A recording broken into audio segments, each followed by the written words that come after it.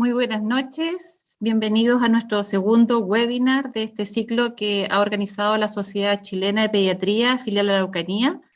Para los que no me conocen, soy la doctora Paulina Venegas, presidente de esta sociedad, y voy a estar coordinando hoy día el webinar con mi colega del directorio, que es la doctora Andrea Hernández. De las consideraciones generales quiero decirles que por favor en el chat vayan escribiendo sus nombres para poder revisar la asistencia con los que se han inscrito. Segundo, decirles que las preguntas tienen que escribirlas en el chat, no va a haber pregunta a mano alzada y las preguntas serán al final, obviamente, de la presentación, ¿ya? Así que vamos de lleno entonces a lo que nos convoca. Hoy día tenemos un excelente tema y una excelente colega que nos viene a presentar este tema que es desorden alimenticio confundido con maña, cómo abordar en el preescolar. Ella es la doctora Andrea González, ella es pediatra, nutrióloga infantil, perteneciente a la unidad de nutrición infantil del Hospital Hernán Enríquez Aravena y además es docente de la Universidad de la Frontera de Temuco. Así que sin más preámbulo, doctora González, adelante por favor. Hola, buenas noches a todos y todas. Gracias Paulina por la presentación y gracias a la filial Araucanía por invitarme a conversar de este tema. Voy a compartir pantalla y me dices, Pauli, si se ve bien.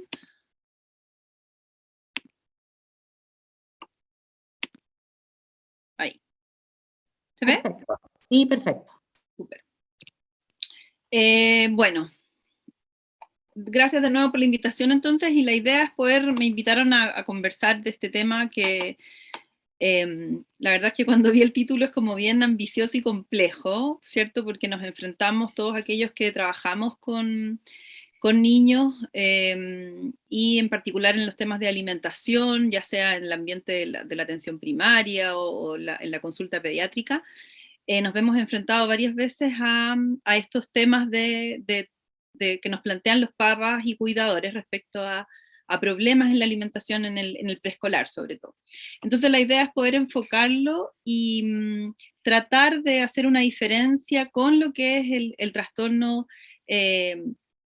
hoy, que es el trastorno evitativo y restricción de los alimentos, el ARFID o el TERIA, que lo vamos después a comentar, y a tratar de diferenciarlo respecto a lo que es las conductas más normativas y más comunes en los niños preescolares respecto a la alimentación, y ver qué podemos hacer como un poco a ese nivel, ¿ya? Entonces, como para empezar, comentarles que obviamente hay un grupo importante de niños del grupo de los preescolares que va a tener alimentación normal, ¿cierto? Y que no va a tener grandes problemas respecto a la alimentación, pero que si vamos avanzando en la pirámide hacia arriba, vamos a ir practicando cada vez los grupos y vamos a tener aproximadamente un 25% de todos los niños que vemos en la atención pediátrica que y puede tener problemas de la alimentación, pero no todos ellos van a llegar a configurarse como un trastorno, ¿cierto? Evitativo, restrictivo de la ingesta como tal,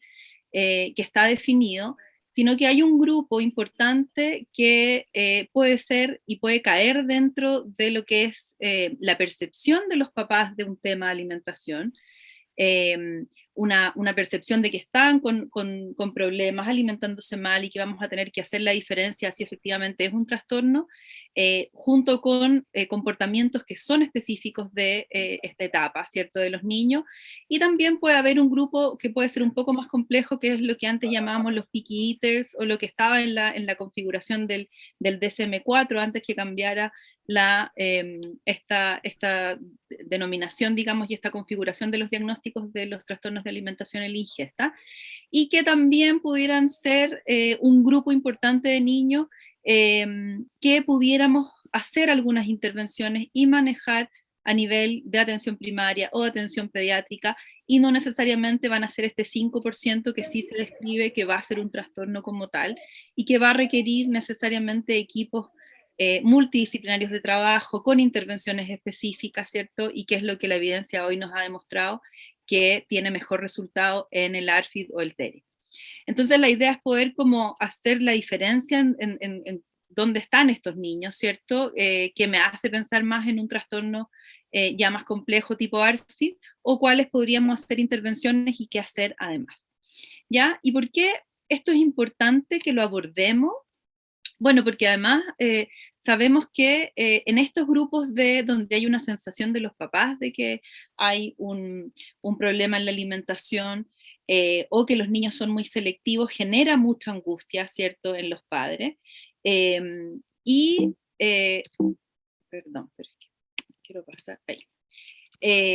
Y cuando nosotros no educamos mucho respecto a esto, los papás no tienen mucha información y tienen expectativas que de repente no son muy aterrizadas, podemos caer en que estos papás empiecen con conductas alimentarias inadecuadas, ¿cierto? O con conductas parentales al momento de alimentar inadecuadas con sus niños.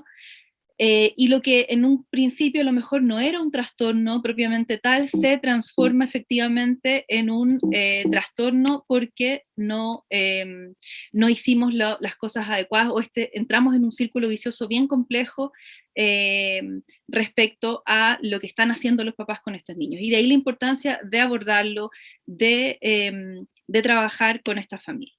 Bueno, esto es un poco lo que vamos a conversar, comentarles algo de conducta alimentaria, ¿cierto? De cómo se define y qué aspectos genéticos en el fondo atraviesan la conducta alimentaria, qué determina las preferencias alimentarias de los niños. Vamos a recordar un poco los hitos del desarrollo y las etapas de alimentación para llegar al preescolar.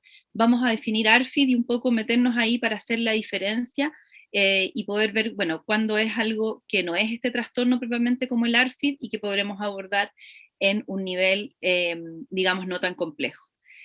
Cuáles son los principales problemas, cómo evaluarlos, cómo enfrentarlos y algunas palabras finales con prevención. Aquellos que trabajamos en salud infantil tenemos una tremenda oportunidad de trabajar en lo que es la supervisión del niño, la supervisión de salud. Ahí están las fotos de nuestras nuevas normas, ¿cierto?, actualizadas, donde transversalmente tenemos que tocar los temas de alimentación y tenemos una tremenda oportunidad, como les decía, de seguir a las familias, de trabajar con ellos respecto a los temas de alimentación desde el periodo del recién nacido hasta la adolescencia. Por lo tanto, esos son espacios en los que tenemos que tocar estos temas de alimentación y poder conversar con la familia respecto a ello. Tradicionalmente, tanto en lo que hacemos en la práctica clínica, ¿cierto?, en lo que hacemos como atención de salud, pero también en la academia, en lo que enseñábamos, nos enfocábamos mucho en alimentación respecto al qué, cuándo tiene que comer un niño, ¿cierto?, cómo empezar la alimentación complementaria, cuáles son los hitos respecto a incorporar alimentos en ciertos momentos. Pero poco hablábamos, hasta hace algunos años ya, respecto a conducta, tanto con los padres, ¿cierto? Insisto, con lo que enseñábamos también. Y obviamente esto ha ido cambiando y hoy tenemos que no solo tratar de educar y conversar con los papás respecto al qué, al cuándo, sino que al cómo, ya al respecto de conductas alimentarias, a conversar y educar respecto a eso. Y también tenemos una responsabilidad importante en poder escuchar y acoger las aprensiones y las preocupaciones que tengan los cuidadores y los padres respecto a estos temas, ¿cierto? Porque mientras nosotros los abordemos lo más temprano posible, probablemente no vamos a entrar, como les decía yo, en este círculo vicioso en el que después nosotros ya en los centros y en los lugares más complejos, como el hospital, por ejemplo, nos enfrentamos a familias que ya están con un tema muy complejo de abordar respecto a la alimentación y donde obviamente el tratamiento y el manejo se vuelve mucho más complejo. Hablemos un poquito de conducta alimentaria, qué es y qué la define, ¿cierto? Es un fenómeno bien complejo y que, como muestra un poco esta figura acá, se relacionan distintas cosas que de alguna forma la idea es comentárselos y que lo hablemos para que les haga un poco sentido también las intervenciones que después vamos a poder hacer y explicar también a los papás de cómo se comportan de repente los niños respecto a la alimentación. Ya, porque abarca muchos aspectos. Uno de ellos es que es una necesidad biológica, ¿cierto? Donde hay un sustrato orgánico y biológico que es un complejísimo sistema hormonal que nos va a dar señales que van a definir nuestra hambre y saciedad. Ya, después les voy a mostrar una diapo respecto a eso, pero hay entonces un tema biológico que obviamente me indica la necesidad de comer, pero también es una fuente de placer el alimentarse, no solo es una necesidad biológica, sino que también es una fuente placentera, una acción placentera y que por lo tanto va a definir que yo haga ciertas elecciones de alimento con distintas, por ejemplo, características organolépticas mejor, digamos, recibidas. ¿Ya? Y además es un acto social, eso es innegable. Nosotros muchas de las celebraciones y eventos que celebramos a nivel social involucran ciertos eventos de alimentación y como un acto social entonces también intervienen aspectos de la familia, del ambiente, de la sociedad donde estoy, de los hábitos y las costumbres y las creencias de mi familia, de mi sociedad, etc. ¿Ya? Por lo tanto, es importante tener esto en cuenta porque estas cosas se relacionan y es imposible como separarlas. Respecto a lo biológico y las señales de hambre y saciedad, esto es un esquema muy simplificado del complejo sistema hormonal que comanda, ¿cierto?, las señales de hambre y saciedad. Y esto es solo para recordarles que estas señales existen y que tenemos que cada vez más, y esto se ha ido trabajando cada vez más, el poder identificar estas y enseñarle a las familias y a los niños a reconocer estas señales de hambre y saciedad y tratar de respetarlas, ¿cierto?, en pro de una alimentación mucho más consciente también. Y aquí hay temas como entonces el recomendar, por ejemplo, el estar atento comiendo, porque hay señales que van a ir desde todo el sistema digestivo hacia el cerebro, donde van a ir a decir, bueno, parece que ya es suficiente, estoy satisfecho, satisfecha, o comer un poco más lento para que el alimento logre llegar, por ejemplo, a ciertas zonas del intestino donde se van a generar estas señales, etc.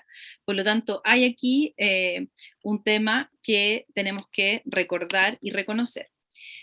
Hay también dimensiones que se han descrito de la conducta alimentaria. Esto es un tema bien complejo que traté de simplificarlo simplemente para recordarles que hay un espectro de cómo los niños, estoy hablando de niños, digamos, sin ninguna patología, sin un ARFID, cómo se comportan respecto a la comida, ¿ya? Y esto se ha estudiado en niños, en adultos también, y hay instrumentos también que nos ayudan a evaluar estas dimensiones. Y hay dimensiones pro ingesta y hay dimensiones anti ingesta, ¿ya?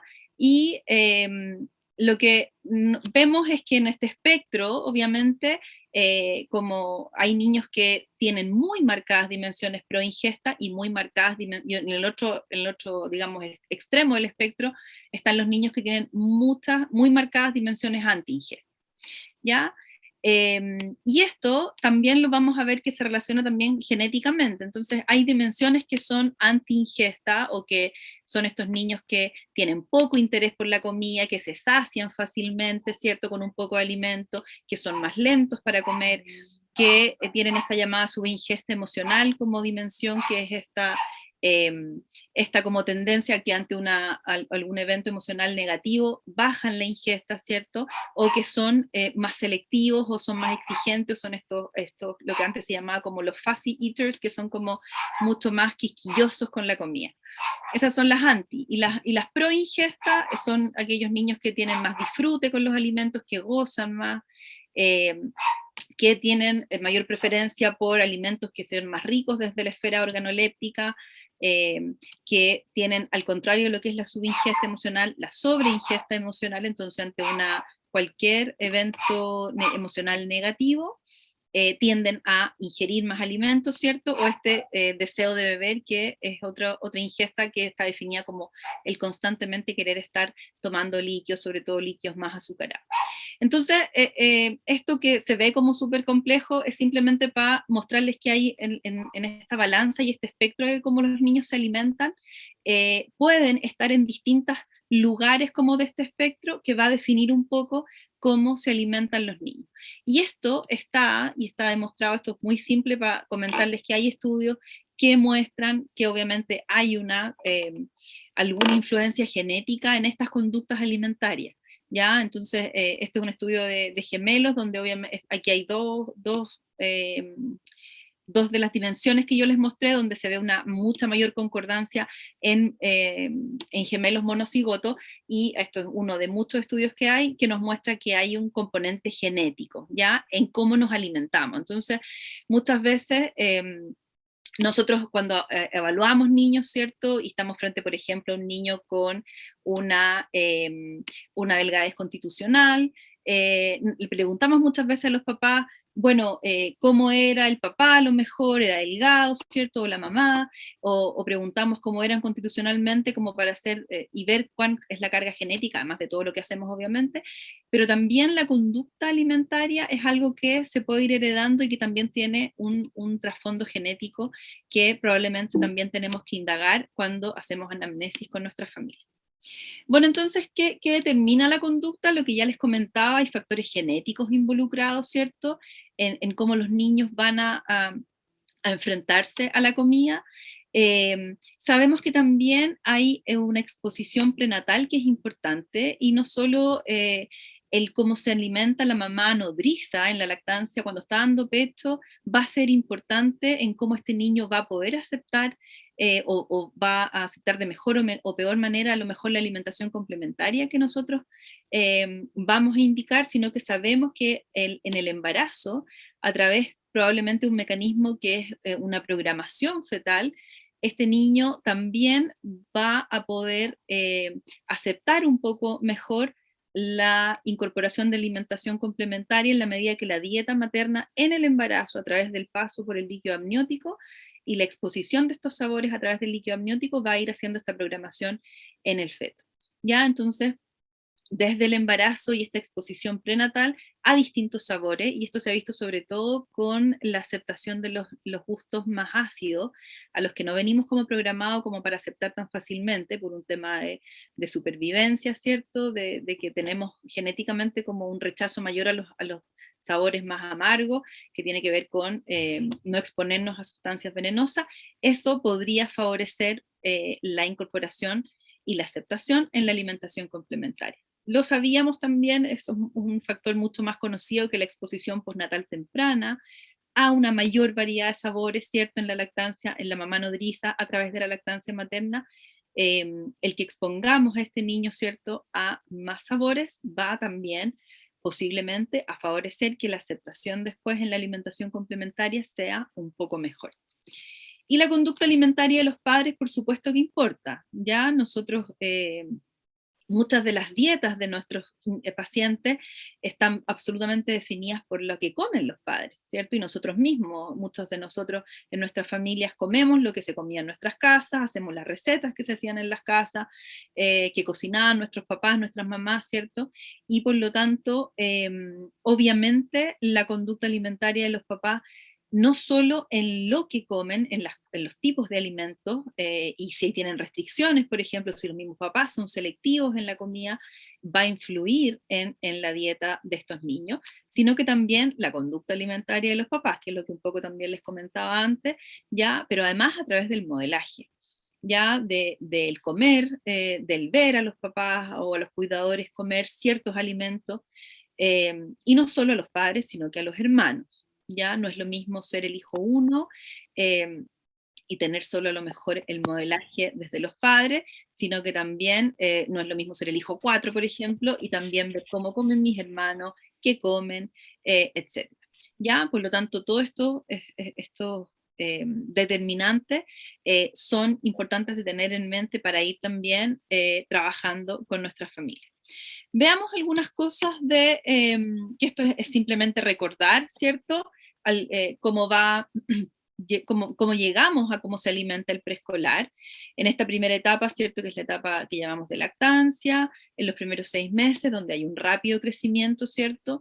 Los primeros 6 meses, sobre todo, de vida, donde está el tipo de alimentación que reciben los niños está muy marcado por los hitos, ¿cierto?, del desarrollo, un reflejo de succión bien importante y un reflejo de extrusión que ya empieza a desaparecer al 4.º mes, y que entonces va a permitir que este niño pueda recibir alimentos de otra consistencia desde esa edad, ¿cierto? Y obviamente todos los órganos de este lactante, tanto en la capacidad, por ejemplo, gástrica, como en la funcionalidad de en los sistemas digestivo y renal, están en el fondo avanzando y madurando, y eso también va, digamos, determinando los volúmenes que es capaz de recibir y toda su capacidad digestiva y absortiva.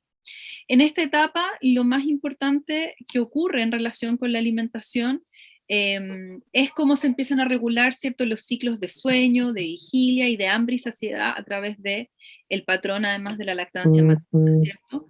Y esa es un poco la idea de poder respetar estas señales, de que los papás puedan estar también, y los cuidadores, atentos un poco a las necesidades de este niño, respecto a cuándo tienen hambre, a empezar a reconocer las señales tanto de hambre como de saciedad, y que el patrón de lactancia materna, ¿cierto?, nos ayuda en eso, y es muy favorecedor de que esas señales se mantengan.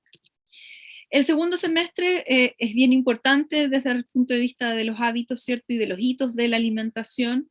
Empieza a disminuir la velocidad de crecimiento, y esto va determinando ya alguna menor, digamos, requerimiento proporcional calórico, y el niño además empieza a tener más actividad, ¿cierto? Es un semestre en que ya los niños empiezan a sentarse, a gatear, a pararse, algunos ya cerca del año a caminar, ¿cierto? Y además tienen una mayor capacidad exploratoria, mayor capacidad de sociabilizar, y por lo tanto están más atentos, ¿cierto?, al ambiente, y preparándose entonces para aceptar y estar listos para poder introducir esta alimentación complementaria, y tienen ya más interés en otros tipos de alimentos, ¿cierto? Y lo motor también va permitiendo que este niño, al agarrar objetos, al poder tomar una cuchara, al pasarse objetos de un lado para otro, pueda también estar ya listo para y que introduzcamos la alimentación complementaria a los 6 meses. Los movimientos todavía son un poco rudimentarios de la masticación, entonces todavía no está completamente preparado ni maduro el sistema para comer la comida, digamos, entera, pero sí hay obviamente una preparación, y para ir progresando. ¿Ya? Y ahí importante es recordar esta ventana, ¿cierto?, que hoy sabemos que existe alrededor de los 8 meses, en el poder progresar de esta papilla inicialmente, y que ustedes pueden haber leído y todo, que hay distintas tendencias, pero lo que sí sabemos hoy es que cuando nos saltamos un poco esta ventana de los 8 o 10 meses de no pasar a una consistencia un poco más molida y con un poco más entera, con las condicionantes que sean de alimentos blandos, siempre, digamos, al cuidado de alguien que esté supervisando, con una consistencia blanda, en el largo, por ejemplo, de un dedo, y que podemos ya estar exponiendo a este niño no solo a la papilla molida. Cuando nos saltamos esta ventana y la atrasamos un poco más cercana al año, es posiblemente nos cueste un poco más hacer esta transición a ya la alimentación más entera. Ya, entonces esto hay que recordarlo para trabajarlo también con las familias cuando estemos dejando las indicaciones. ¿Qué pasa ya después del año? Sigue disminuyendo entonces esta velocidad de crecimiento, sigue disminuyendo las necesidades relativas, digamos, de las calorías por kilo que tienen estos niños, y esto ya más cercano a los 2 años, obviamente marca una baja en el apetito en comparación probablemente con lo que era el lactante. Y aquí empezamos con un poco a trabajar ya con el preescolar, y acercándonos a cómo se comporta el preescolar y algunos problemas que podrían empezar a presentarse en la percepción de los papás respecto a cómo está comiendo. Ya empiezan a madurar ya, digamos, los movimientos masticatorios, y lo prepara para comer ya la comida más de la casa, y nosotros nos preocuparemos un poco de modelar el tema de qué comer, pero ya podría estar perfectamente, digamos, adosado a la comida de la casa. Y esta etapa, que es de las cosas más importantes que ocurren en el preescolar, entonces está marcada por los llamadas neofobias, o este rechazo del niño a recibir alimentos nuevos, ¿ya? Y que tienen que ver con nuevas preparaciones, con nuevas presentaciones, ¿cierto? Y que empieza a ocurrir entonces que muchos de los alimentos que incluso recibían en el periodo de lactante, como papillas, ya empieza a rechazarlas en esta etapa. Y eso es algo que tenemos que tener presente también para poder, digamos, comentar con las familias el cómo poder enfrentar estas neofobias y evitar que los niños empiecen a ser cada vez más selectivos, y que las familias, además, en pro de que coma, empiecen cada vez más a restringir los alimentos que le ofrecen a este preescolar. Entonces llegamos a este preescolar, ¿cierto? En una etapa en que obviamente empiezan a tener ya más personalidad, más carácter, empiezan a formar todas sus habilidades sociales, y por supuesto también sus preferencias alimentarias. Es una edad en que están deseosos de un poco más de independencia, ¿cierto? Obviamente estamos con una etapa además de que se ponen más negativistas, más oposicionistas, desafiantes, además en una etapa en que a veces, que en general parten las pataletas, ¿cierto? Y que obviamente está también atravesada porque es la etapa de más bajo crecimiento comparada con el lactante, por ejemplo, y los adolescentes. Entonces las necesidades además calóricas, y lo que marca el apetito también, hay un descenso. Y eso obviamente genera angustia y preocupación con los papás de una sensación de que están comiendo menos, ¿cierto? Entonces hay una aparente falta de interés por la comida, es muy difícil negociar con el preescolar. Yo siempre les digo a las mamás que hay que como sobrevivir a la etapa del preescolar, después hablamos de la adolescencia, pero al menos del preescolar, ¿cierto? De transar con ellos, de que pruebe nuevos alimentos, de que lo intente, no así con el escolar, que ya uno puede de alguna forma negociar con ellos, o logran estar más asequibles a probar cosas nuevas. Con el preescolar eso se vuelve muy complejo. Además, como ya son un poco más independientes desde el punto de vista motor también, y tienen más actividad física, ya empiezan a correr, ¿cierto? Tienen juegos cada vez más activos, muchos de ellos, y si esto lo relacionamos con aquellos niños que tienen, por ejemplo, dimensiones anti-ingesta más marcadas, tienen poco interés por la comida y prefieren mil veces estar jugando, ¿cierto? O estar afuera en el patio cuando se puede, etcétera, y por lo tanto los momentos de comida para algunos de ellos, la verdad es que es lo menos importante. Por lo tanto tenemos que trabajar y ahí vamos a ver en las intervenciones, en el anticipar o el preparar, ¿cierto? Pero obviamente llevar un niño a un preescolar que está súper entretenido jugando y decirle, mira, ahora toca comer, sin ninguna mucha anticipación, probablemente no va a resultar mucho. ¿Ya? Bueno, empiezan las pseudoinapetencias, que tienen que ver mucho con las neofobias que ya conversamos, ¿cierto? Y nuestro rol entonces es trabajar con las familias respecto a lo importante de mostrarles cuál es el comportamiento normal del preescolar, en qué etapa estamos, para que también les hagan sentido algunas cosas que están ocurriendo con sus hijos respecto a la alimentación. Bien, ¿cómo se presentan en general los problemas? O qué nos reportan los papás, ¿cierto? ¿Por qué consultan? O cuáles son las principales preocupaciones. Y aquí, en general, puse las 4 que se presentan mayor, y que en la literatura además están un poco referidas también. Y esta selectividad, ¿cierto? Estos niños que tienen una gama de alimentos muy restringida, que tiene que ver muchas veces con estas neofobias, ¿cierto? Otras veces que se presentan más bien como con el apetito más limitado, o comen muy poco, y ahí tendremos que, vamos a ver cuando lo analicemos un poco más en las intervenciones, bueno, esto es algo real, o esto es algo un poco de la percepción de los papás, ¿ya? Después niños que son muy lentos para alimentarse, que nos cuentan las familias que se demoran horas, que están 1 hora y media, 2 horas sentados a la mesa, ¿cierto? O que las mamás y papás o cuidadores están todo el día en función de que este niño se coma toda la comida, y también eso se vuelve un tema bien inquietante.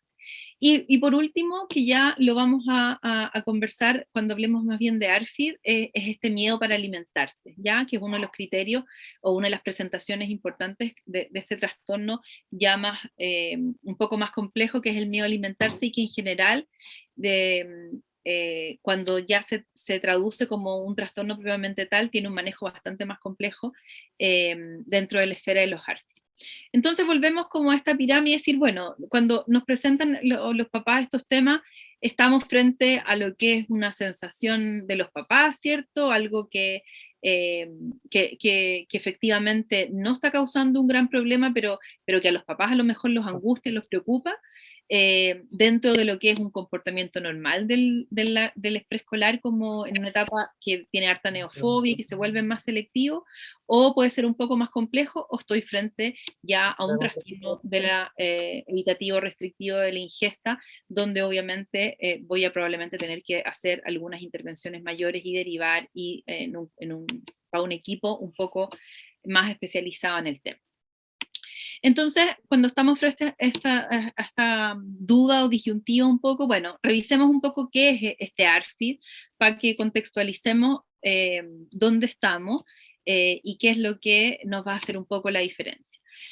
En la izquierda entonces está el DSM-4, ¿cierto? Como estaban ahí definidos los trastornos de la conducta alimentaria, donde lo que hoy sería el ARFID, ¿cierto? Que está aquí en el DSM-5, estaría un poco en lo que era el trastorno de la ingesta alimentaria de la infancia o la niñez, y eso cambia también el término, porque se define que hoy no es solo de la infancia o la niñez, sino que puede ser a lo largo de todo el ciclo vital, ¿cierto? Pero eso es donde estaba categorizado un poco antes, y ahí correspondería a eso.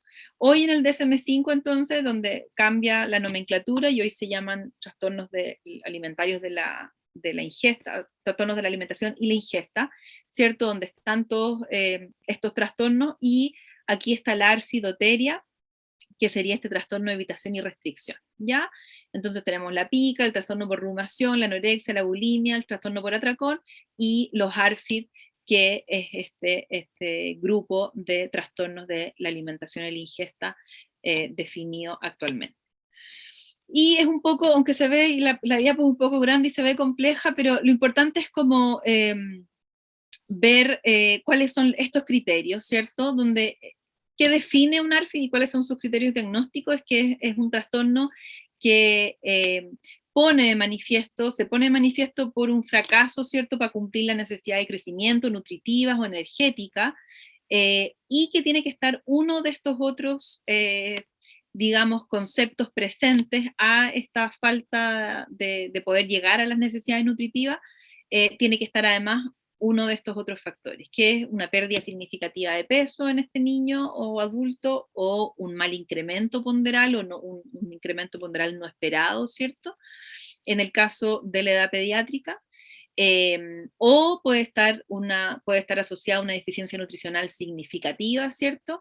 Y que esto en la cosa operativa no siempre es tan fácil, porque no podemos medir todos los nutrientes, por ejemplo, pero cuando hacemos encuesta alimentaria podemos evaluar si hay efectivamente déficits nutricionales, a lo mejor no medible con un examen de laboratorio, pero sí clínicamente, o al hacer la anamnesis.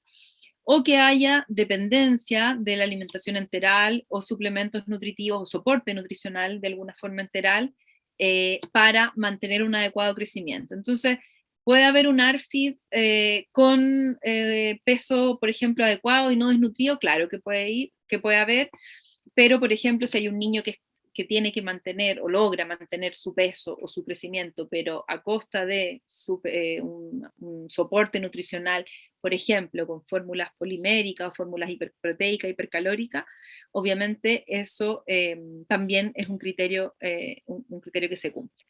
Y el último criterio, que también no es tan fácil de evaluar, es esta interferencia importante en el funcionamiento psicosocial, ¿cierto? O sea, un niño que no está logrando, por ejemplo, cumplir con todos sus niveles del desarrollo, en el sentido que no es capaz de almorzar en el colegio, o que no es capaz de salir con los amigos, o un niño que no es capaz de incorporarse en la alimentación del jardín, o de los primeros años, etcétera.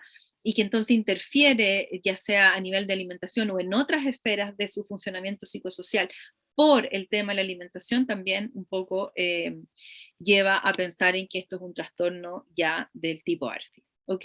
Bueno, estas son cosas que están asociadas, que obviamente todo lo que ocurre aquí no es por falta de alimentos. La otra definición de ARFID es que no tiene una, digamos, esta distorsión de la imagen corporal que sí se presenta en la anorexia y la bulimia, y es un poco lo diferencia, sobre todo en las edades mayores cuando se presenta, ¿ya? Y que tampoco todo lo que ocurre desde la esfera alimentaria, que el niño no es capaz de alimentarse, no es capaz de crecer, no es explicable, ¿cierto?, por una enfermedad orgánica o una afección médica recurrente o por otra patología de la esfera de la salud mental.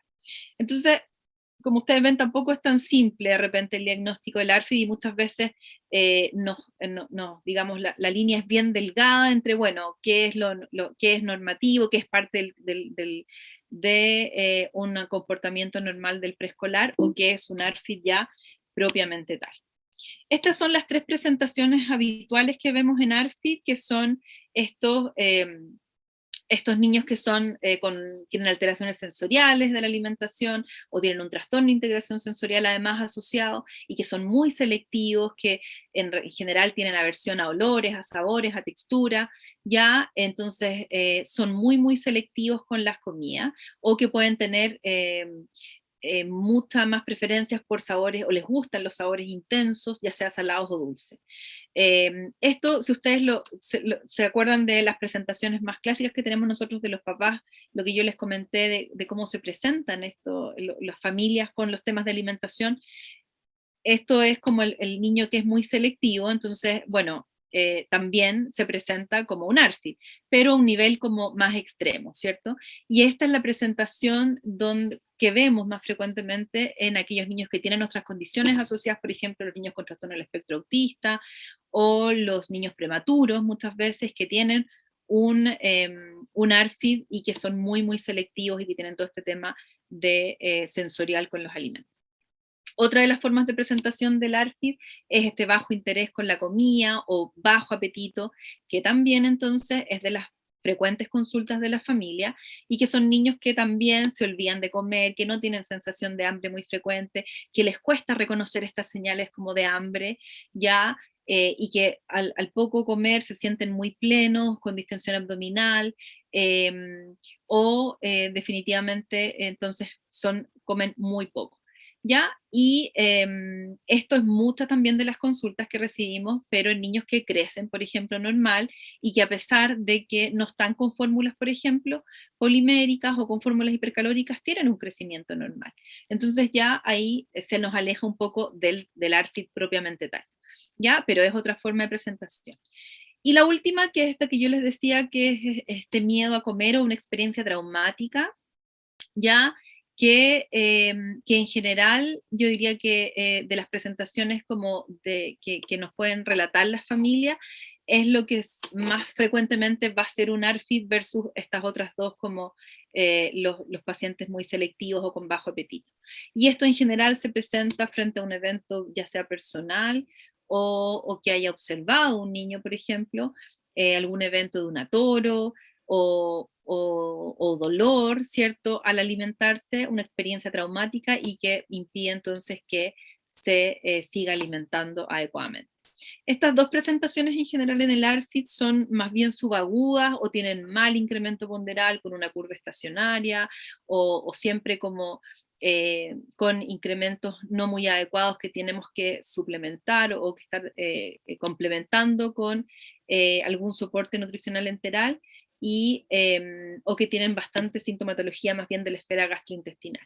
Y la experiencia traumática al comer, o este evento más agudo, en general es una presentación más aguda, donde en la historia es de un niño que comía relativamente bien, que crecía relativamente bien, pero que después de este evento tiene, por ejemplo, una baja aguda de peso y una suspensión de la ingesta bruscamente, ¿ya?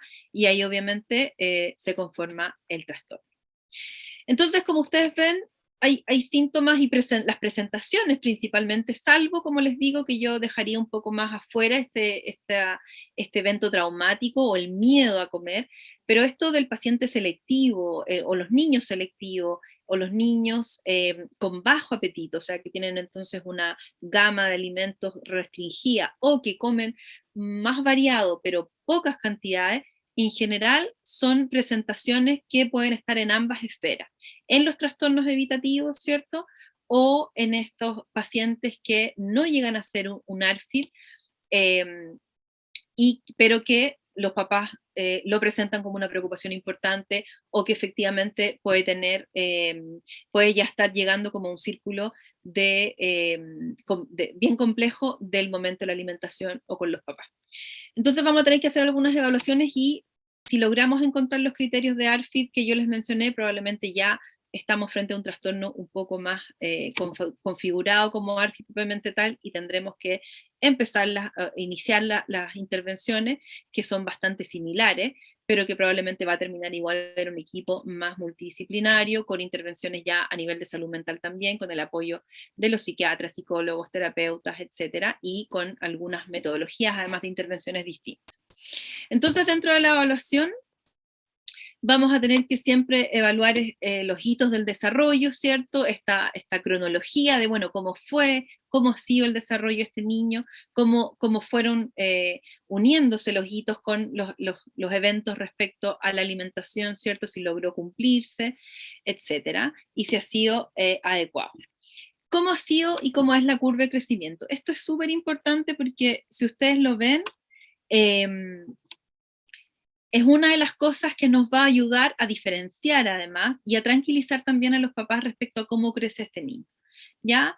Porque aquí hay que como aterrizar también las expectativas de los papás, porque a pesar de lo que está ocurriendo con la conducta alimentaria, muchas veces con una curva de crecimiento normal, sin un soporte nutricional muy especializado o con fórmulas específicas, nos habla de que estamos más bien frente a cosas que probablemente vamos a poder manejar, y que son parte de las conductas que podamos modelar, y que no estamos frente a un ARFID propiamente tal.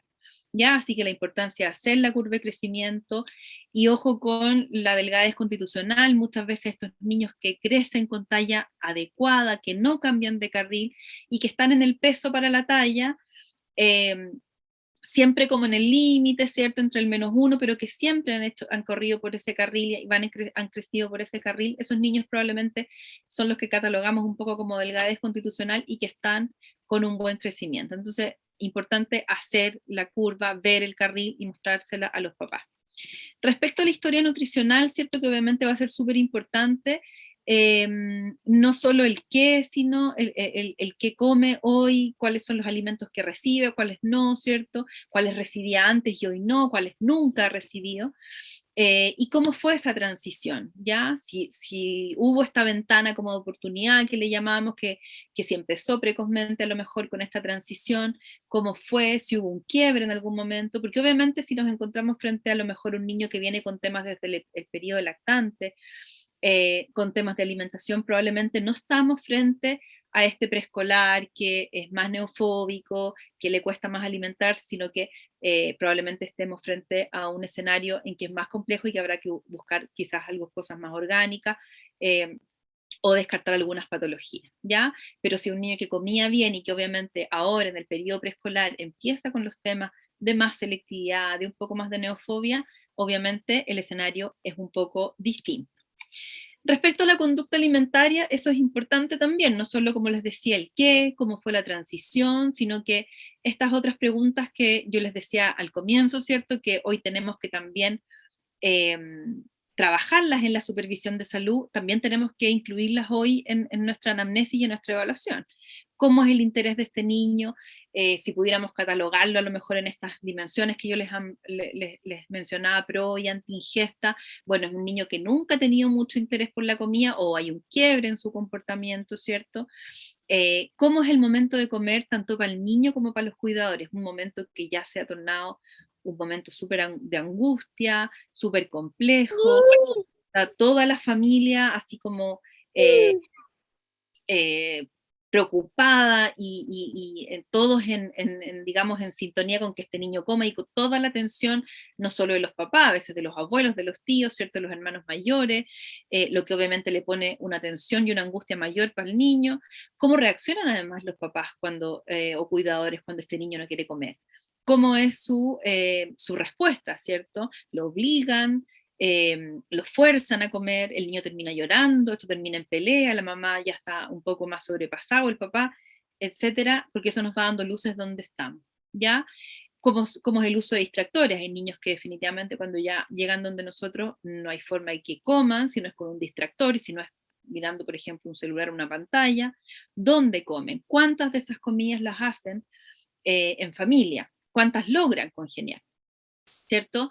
Y con quién come mejor. Muchas veces ya esto ha llegado a un nivel como de preocupación o de angustia tal en las familias en que nos encontramos con que de repente hay una abuela o una tía con que el niño come mucho más tranquilamente porque ya el nivel de angustia y preocupación para los papás es tal que se vuelve un momento tan complejo que a veces las mismas mamás nos dicen, no, conmigo ya la verdad es que no puede comer, pero cuando come con mi mamá o cuando está en el jardín, por ejemplo, nos ocurre muchas veces, come mucho mejor.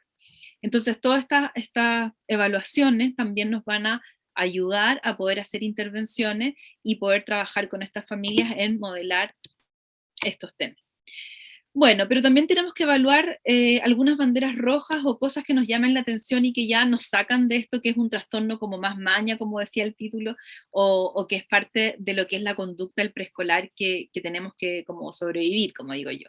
¿Ya? Y es obviamente algunos síntomas como disfagia, como algunos signos de que nos hagan pensar que hay un trastorno de deglución y que el niño pueda estar aspirando, un niño que tose al comer, ¿cierto? O que siente dolor, o que se trapica, se atora, ¿cierto? O que después de comer, por ejemplo, comienza con ruidos respiratorios más bien como altos, húmedos, entonces que nos haga pensar que esté, por ejemplo, que pueda estar aspirando, o un niño que tiene vómitos frecuentemente, o que hay síntomas gastrointestinales, que hay además un retraso en el desarrollo psicomotor, síntomas cardiorrespiratorios, que hay un retraso de la curva de crecimiento importante, una caída de la curva, ¿cierto? Pero más bien un retraso que nos puede hablar de otras patologías que estén aquí jugando, o que haya déficits nutricionales importantes, ya sea, como les decía yo, a nivel de laboratorios cuando llego a tomar exámenes, o signos carenciales muy relevantes, por ejemplo, el examen físico.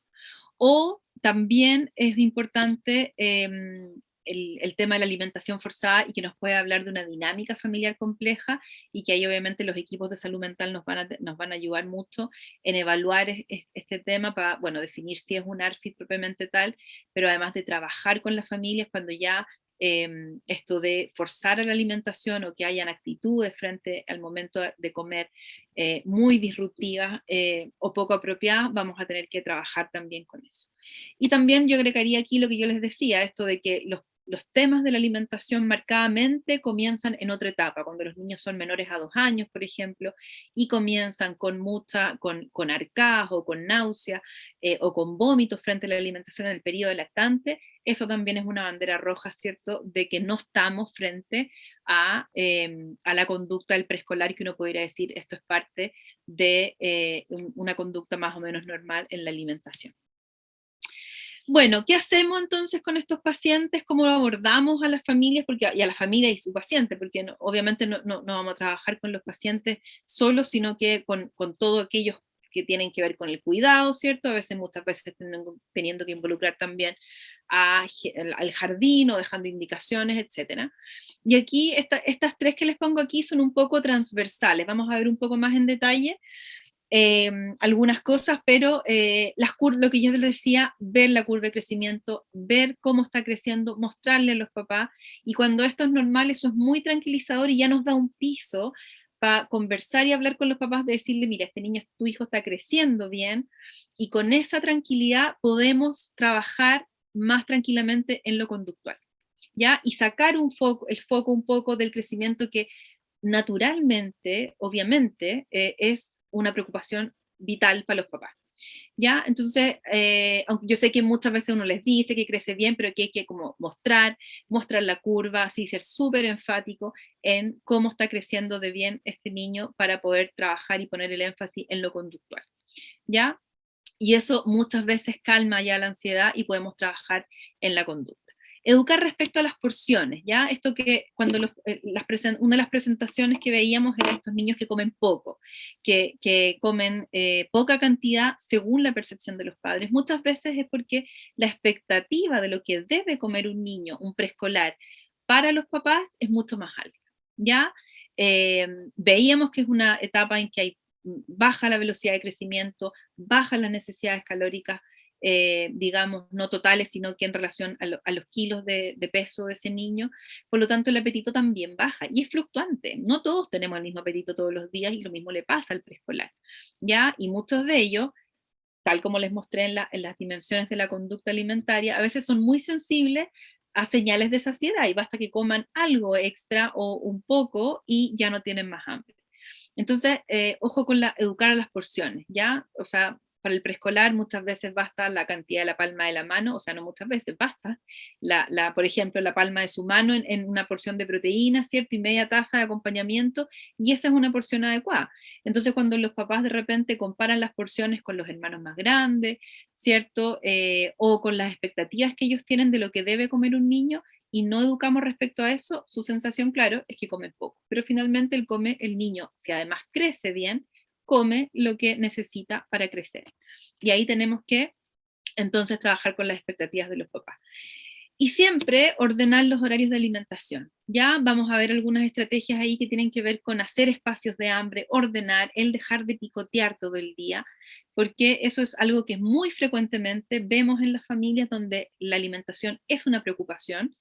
Y cuando el niño, por supuesto, no come lo que yo como papá quiero que coma, en mi idealización de la porción que tiene que comer o de los alimentos que tiene que comer, que es lo que muy frecuentemente pasa, que empiezo a darle comida como muchas veces al día y empiezan a picotear, ¿cierto?, todo el día. Entonces, si no se comió la comida, después le pongo una fruta, un poco de pan, un yogur, y finalmente los niños que además se sacian precozmente o que crecen bien, completan las calorías que requieren de un día con esos picoteos que los papás o la abuelita o alguien les está dando, y por supuesto llega la hora de comida y no van a querer comer. ¿Ya? Entonces, una de las cosas como transversales, independiente de la presentación, que los papás nos vengan digamos, a comentar o de las aprensiones que tengan, obviamente ordenar ayuda. Esto es un poco ordenar los hábitos, lo vimos, el aumentar la variedad, esto es un poco más de lo mismo, los lugares, los horarios, ver el tema de las pantallas, quién maneja la alimentación y ver el ejemplo de la familia. Lo vamos a ver un poco más en detalle acá. En aquellos niños que son más selectivos, ¿cierto? Que tienen una gama más restringida de alimentos, porque vuelvo a repetirles que esto es una etapa bien neofóbica entonces, y que esto es esperable. Bueno, tendremos que trabajar con qué alimentos recibe, porque ahí vamos a poder hacer algunas estrategias con lo que ya el niño recibe más seguramente y de mejor forma, poder ir trabajando en incorporar a esos alimentos quizás o los otros que no recibe. ¿Ya? Pero siempre explicar que esta es una etapa neofóbica, que en general después de la etapa preescolar baja un poco y el niño va a ser capaz de recibir. Pero lejos, lo más importante es esto que les pongo aquí, que es la exposición frecuente. O sea, en este niño que es selectivo, que descartamos que estamos frente a un ARFID, que no tiene signos de alarma, ¿cierto? Que está creciendo bien y que es la selectividad, la mayor preocupación y crece bien, es el exponer. ¿Ya? Y esto siempre es el exponer muy repetidamente, y aunque el niño no quiera comerlo, volver a ponerlo en otro momento, y las mamás muchas veces, los papás, basta una vez que lo rechacen y ya no se lo ofrecen más.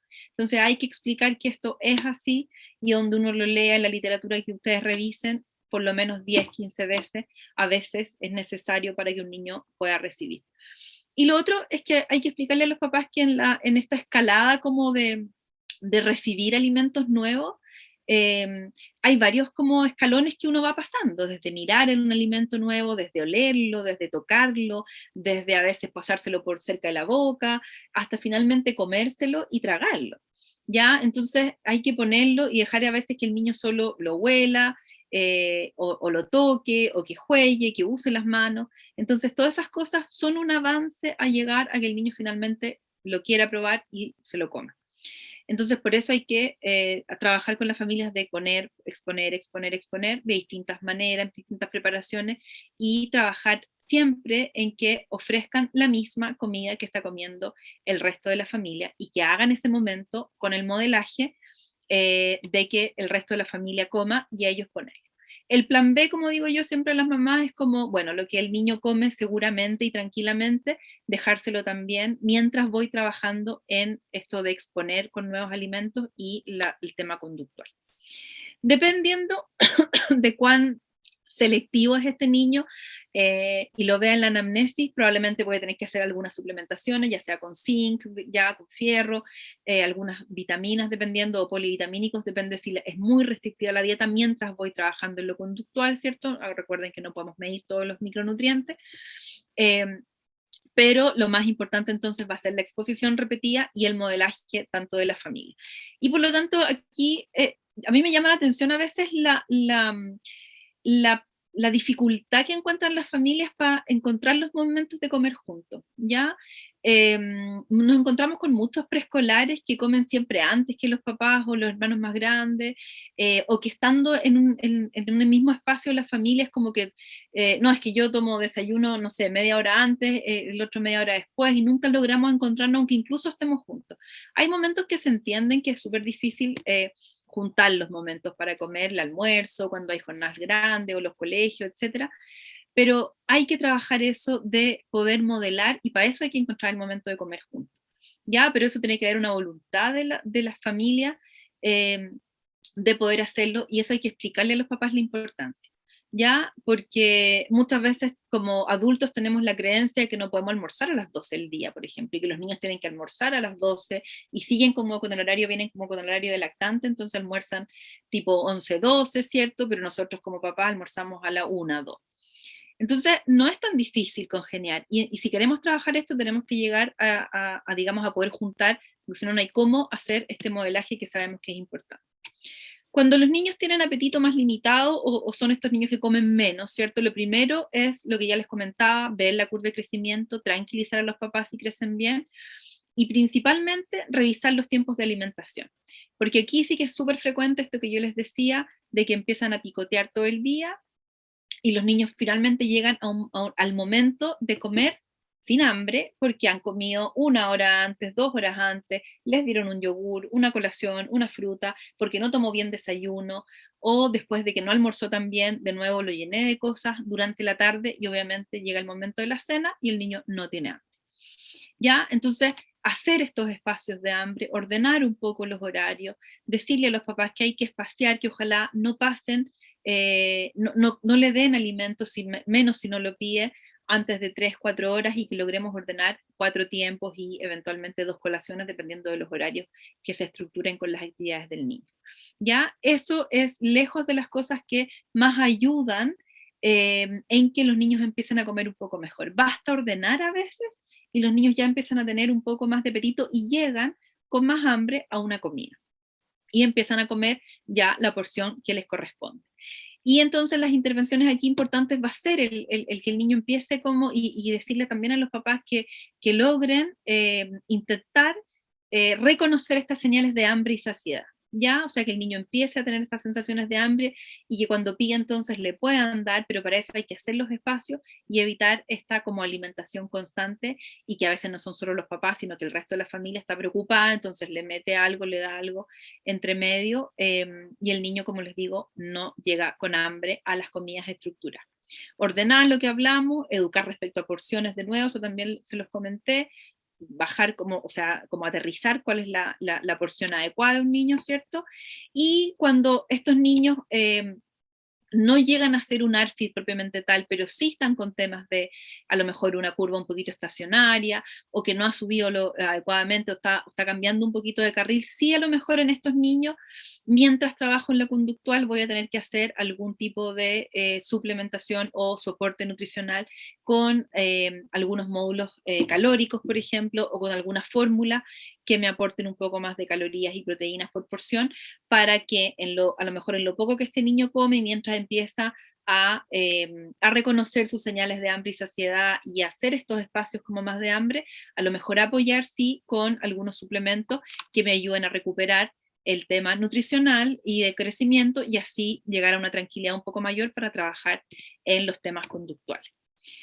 Una de las intervenciones más importantes, creo yo, es poder trabajar con los papás respecto a como sacarles a ellos el peso o la mochila que significa como que un niño crezca bien. Una de las responsabilidades más importantes, por supuesto, que uno tiene como papá cuando los niños vienen de la época lactante y el preescolar es como que coma, ¿cierto? Y que crezca. Ya aquí a esta edad como que lo académico no es muy importante, otras cosas, bueno, la sociabilización o que sean buenos niños, etcétera, pero la alimentación es como parte de los hitos como papás con los que tenemos que cumplir. Más aún cuando hoy los papás, como en muchas otras cosas, hoy están expuestos a todo lo que es las redes, etcétera, respecto a qué es lo que es una alimentación como adecuada y buena y saludable para un niño.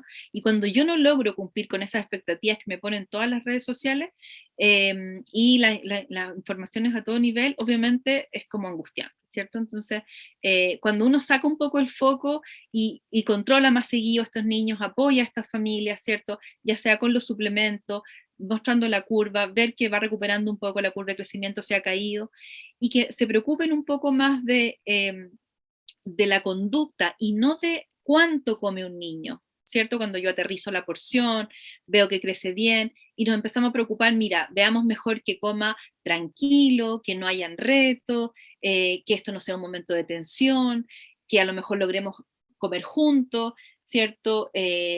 Modelar, que empiece a mostrarle y que empiece a meter las manos el niño, y que nos preocupemos un poco más de la conducta, sacando el foco en el crecimiento y en eso, muchas veces los niveles de angustia bajan harto y esto empieza como a fluir, ¿ya? Pero eso hay que trabajarlo con los papás y darse el tiempo un poco de conversar eso con ellos. Respecto a estilos parentales, 2 palabras respecto a esto. Bueno, estos son los clásicos estilos que se describen, ¿cierto?, en estilos de crianza. Y respecto a prevención un poco, en la literatura, si uno quisiera como decirle a los papás cuál es el mejor estilo respecto a la alimentación, por ejemplo, es aquel que es más responsivo, el que llamamos responsivo. El estilo que es de este estilo de crianza como más autoritario es el que corremos un poquito más de riesgo en que estos papás que tienen muchas expectativas respecto a cómo tienen que comer los niños caigan en algunas técnicas que son más controladoras y pueden ser un poco más complejas al momento de presionar a los niños y por lo tanto de caer en este círculo que yo les decía de complejo a que se torne un ARFID porque la verdad es que para calmar la ansiedad de los papás, los hacen comer como sea, los fuerzan, pero no toleran esto de que no se coma todo, por ejemplo.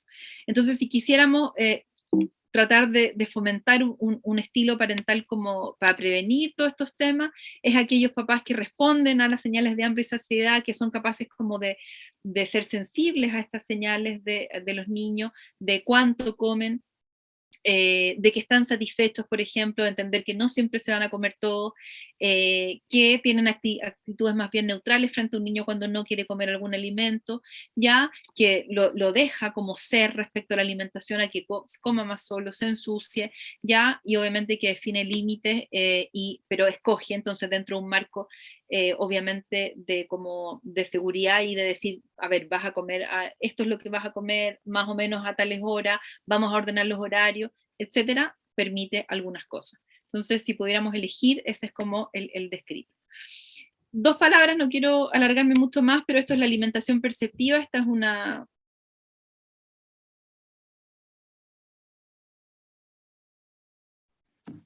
Doctora González, se silenció su micrófono.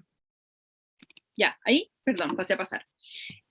Ahí, que esto es de la alimentación perceptiva, que solo se los dejo ahí como para, si a alguien le interesa, que es un poco más de lo mismo, esto de entender señales de hambre y saciedad, ¿cierto? Evitar distractores, y que son varias cosas y guías que nos van ayudando a hacer prevención y a trabajar con las familias en cómo fomentar una alimentación saludable. Esto también, lo hemos conversado un poco, el dejar usar las manos, ¿cierto? Esto va a ir favoreciendo, esto ya estamos hablando, terminando un poco con, bueno, cómo no llegar a este porcentaje de niños que va a traer problemas en la alimentación, sino cómo ayudar a las familias a que esto vaya siendo como un proceso más fluido, una adecuada transición, ¿cierto? El buscar estas ventanas de oportunidades que yo les decía, ir variando en texturas, en tipos de alimentos, las restricciones, no restringir en el embarazo y en la lactancia los alimentos, enseñar que eso favorece después la aceptación, esto de dejar usar, de que el niño pueda interactuar con la comida, el modelar es súper importante y eso no es tan fácil cuando uno lo ve en la práctica, ya el limitar las calorías líquidas y fomentar una alimentación más independiente. Y para terminar, esto es también como resumiendo un poco lo mismo, en qué nos deberíamos preocupar en confeccionar dietas adecuadas, ¿cierto? Aumentar la variedad, y ahí hay que trabajar con las familias que ellos mismos son restrictivos, cuando los papás tienen grandes restricciones, o sea, cuando hay legumbres en la casa y el papá no come, por ejemplo, es difícil modelar así, ¿cierto? Hay que ir como acorde a la familia y lo que comen. Los papás, que tiene que ver con este modelo un poco, que yo les decía, un modelo como democrático, responsivo, estos papás que dicen qué comer, cuándo tenemos que comer, ¿cierto? Pero que los niños son capaces de responder a sus señales de saciedad y saben, estamos hablando de un niño que crece bien, cuánto es lo que deben comer. Esto de anticipar en estos niños que yo les decía que son el preescolar, tiene mucha actividad, bueno, tenemos que probablemente anticipar a este niño, vamos a ir a comer, ayúdame a preparar, pero no agarrarlo, de si está súper entretenido jugando y llevarlo a comer, porque probablemente eso no va a funcionar. Los distractores, que sea un ambiente agradable, fomentar que esto sea un momento no de retos, no de estar así como todos enojados, ¿cierto? Sino que no esté el foco en eso, sino que sea un momento agradable. Diversificar, neofobias, enseñar que es normal y siempre modelar con la dieta. Y esta creo que es lo último, algunas reflexiones respecto a que obviamente la ansiedad de los papás y cuánta presión pongan los papás en la alimentación de un niño puede finalmente llegar a afectar la conducta de este niño, y ahí la importancia de abordar estos temas en las supervisiones, de preguntarlas, de saber cómo está haciendo, porque muchas veces los papás nos dicen, no, si está comiendo bien, está creciendo bien, y por debajo resulta que este niño, claro, en la percepción paterna y materna se come todo, pero a costa de que lo están forzando y todavía no se desdibuja entonces un trastorno propiamente tal, pero probablemente vamos a llegar a eso. ¿Ya? Y muchas veces estas consultas o estas aprensiones de los papás son más bien angustias y aprensiones mucho de los cuidadores, pero que no tienen que ver con el estado nutricional del paciente, ¿ya? Sino que con la idealización que tienen los papás respecto a las porciones, a lo que hay que comer o a las conductas, que en esta etapa obviamente no es tan real, y tenemos que bajar esas expectativas educando a los papás y siempre tranquilizando si este niño crece bien. Creo que esa es la última. Eso es lo que tenía para compartir con ustedes hoy día. Creo que me alargué un poco, pero lo siento. Eso. Voy a salir de aquí. Muchas gracias, doctora González, por su presentación muy completa, muy clarita. Y invito a toda la audiencia a realizar sus preguntas por el chat. Ya tenemos algunas preguntas que voy a proceder a hacer. Una persona nos preguntó, ¿qué pasa con la restricción alimentaria de la madre en el caso de alergia alimentaria múltiple y la exposición de sabores en ese caso tan limitado? Esto refiriéndose en el fondo, esta pregunta surgió en el momento que estaba hablando de cómo era importante que la mamá en su alimentación durante el embarazo y durante la lactancia tuviera una dieta variada para que el niño sí fuera conociendo distintos sabores. En ese minuto salió esta pregunta. Sí. Bueno, hay ciertas condiciones como las alergias múltiples o alergias alimentarias donde inevitablemente hay que hacer restricciones, por ejemplo, la alergia a la proteína de leche de vaca, cuando la mamá está dando pecho, ¿cierto? Y obviamente eso no hay nada que hacer, pero sí es algo que no lo mencioné, pero qué bueno que salió en la pregunta, porque es uno de los antecedentes que siempre hay que preguntar en los niños cuando presentan problemas en la alimentación, si hay un antecedente de alergia, a lo mejor que hoy en el preescolar ya está resuelta, pero que tuvo a lo mejor en el periodo lactante y que implicó una restricción, por ejemplo, dietaria de la mamá. ¿Ya? Las alergias son un factor como de riesgo de que haya un trastorno más tipo ARFID después en algunos niños. Pero aquí decir dos cosas: cuando hay que hacerla, no hay mucho que hacer, y obviamente sabemos que influye eso, así que cuando es necesario, insisto que tenemos que hacer esa restricción, y en la medida que podamos además fomentar lactancia materna con la dieta restrictiva de la mamá, es una mejor alternativa que cambiar a una fórmula, por ejemplo, extensamente hidrolizada. Pero sí favorecer todas las otras cosas, ¿ya? Pero es un antecedente importante porque sabemos que con más frecuencia aquellos niños que tuvieron alergias alimentarias en el periodo lactante, aunque ya estén resueltas en el periodo de preescolar, pueden, digamos, traer algunos temas con la alimentación y ser niños más selectivos, y incluso poder llegar a un trastorno tipo ARFID. Así que con estas familias, con mayor razón, probablemente vamos a tener que trabajar en estas otras estrategias de exponer, de modelar y de todo lo que conversamos. Ahora, importante que como indicación de alergia alimentaria para prevención, por ejemplo, solo para recordar que no está indicado las restricciones maternas, ya sea en el embarazo o en la lactancia, para prevenir alergias en una mamá que tiene antecedentes. Entonces, ojo con eso, porque a lo mejor en algunos casos estamos haciendo restricciones de más. Ya, distinto es cuando el niño tiene obviamente una alergia alimentaria, que ahí no hay nada que hacer y fomentar lo otro. Pero eso es así. Muchas gracias. Hay otra pregunta que dice: a veces los preescolares solo por maña, entre comillas, no quieren comer el alimento que se les ofrece. ¿Es muy terrible en ese caso ofrecer un premio a cambio si es que logran comer algo de comida? Mira, de los premios, hay evidencia bien controversial, ¿eh?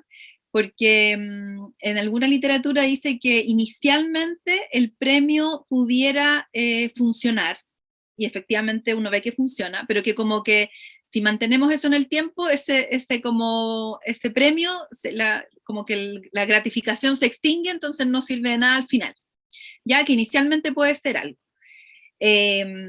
Pero que efectivamente pudiera ser una estrategia inicial y uno ver cómo, pero no perpetuarla tanto en el tiempo.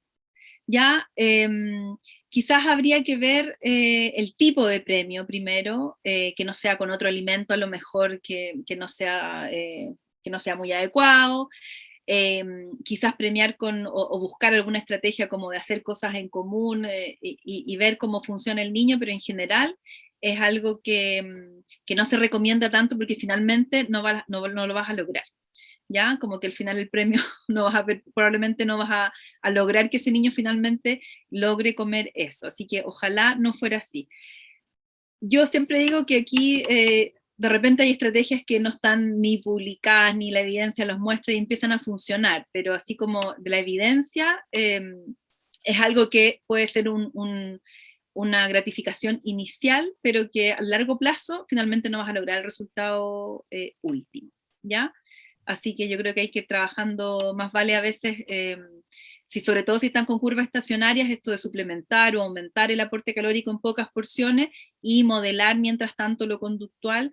A veces, muchas veces cuando son estos niños que son más selectivos y que están más cerca en esta pirámide que yo les mostré, más cerca del ARFID, sí a veces se benefician con el trabajo, sobre todo de los terapeutas ocupacionales, a lo mejor no llegando al equipo de salud mental propiamente tal, no necesariamente todavía, pero sí los terapeutas ocupacionales nos ayudan mucho en eso. Y ahí trabajan ellos a veces con algunas estrategias como de recompensa, y uno va viendo que avanzan en la alimentación. Muchas gracias. Andrea, sigamos, excelente. Mira, aquí hay un comentario muy bueno de la doctora Lilian Brand, ella es psiquiatra infantil. Excelente presentación, doctora González. Me parece muy importante educar en relación a la importancia de comer en familia, no solo por lo alimentario propiamente tal, sino porque está demostrado que comer en familia al menos una vez al día se asocia a menos psicopatología en niños y adolescentes. qué importante lo que agrega ahí, ¿cierto? Sí, obvio. La Lili ahí dio en el clavo de no solo en la alimentación, obviamente, es prevención ahí la Lili. Muchas gracias, Lili, por tu aporte. Sí, porque obviamente hay prevención de muchas otras cosas, no solo el alimentario, sino que como ella, como obviamente como psiquiatra también viendo toda la otra esfera como la psicopatología. Pero yo insisto que me sorprende a veces cuando uno hace anamnesis la dificultad que encuentran las familias como para encontrar ese momento. Y ahí hay que ser súper como majadero y uno mismo a veces dar tips, así como, es que no, es que llego a cocinar y el otro está comiendo. Oye, pero a veces basta media hora de como que conjuguemos nuestras cosas, o sea, en vez de, no sé, voy a inventar, de bañarte primero y después tomar desayuno, pucha, toma desayuno primero con tus hijos y después te va, una cosa así. A veces tenemos que abrir esas como esas ideas a las familias, porque uno entiende que en la dinámica, además de harto trabajo, ¿cierto? Una sociedad que demanda que estemos hartos tiempos fuera, cuesta, pero hay que volver a eso porque eso es o sea, donde uno lo lea, la evidencia que hay, el modelaje de la comida con los niños es algo que marca y que previene todas estas cosas. Y como decía la Lili, no solo previene los temas alimentarios, sino que muchas otras cosas. Andrea, aquí tenemos otra pregunta de algo que además está muy en boga, muy de moda, y uno lo ve en la consulta, las mamás ya llegan con la intención de esta modalidad de alimentación del baby weaning, y la pregunta es si tiene o se ha visto alguna influencia en el rechazo alimentario, o que pueda tener algún trastorno de conducta alimentaria. A ver, del baby-led weaning no hay tanta evidencia, ¿ya? Y es como, hay cosas que sabemos que sí favorecen después el pasar como a esta etapa a la alimentación más entera. El baby-led weaning obviamente hay cosas que sí lo favorece, pero sí hay hartas dudas todavía a la luz de que hay pocos, además, es difícil hacer estudios con baby-led weaning como de así estudios clínicos randomizados, ¿cierto?